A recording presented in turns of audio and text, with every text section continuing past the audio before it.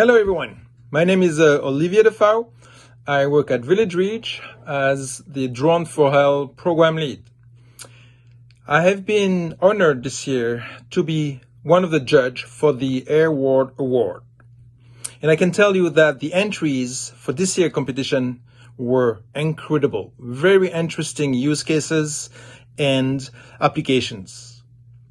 But without further ado, the winner of the medical and health category is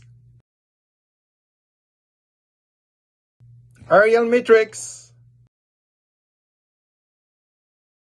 Hi everyone, my name is Sarah Pasquier, and on behalf of AerialMetric, I'd like to say a huge thank you to the Airwards jury for this award.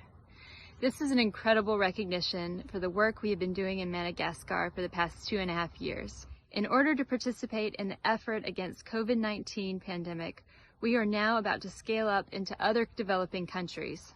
So winning this award and having our work recognized now is just amazing and certainly will help us. So thanks again on behalf of AerialMetric.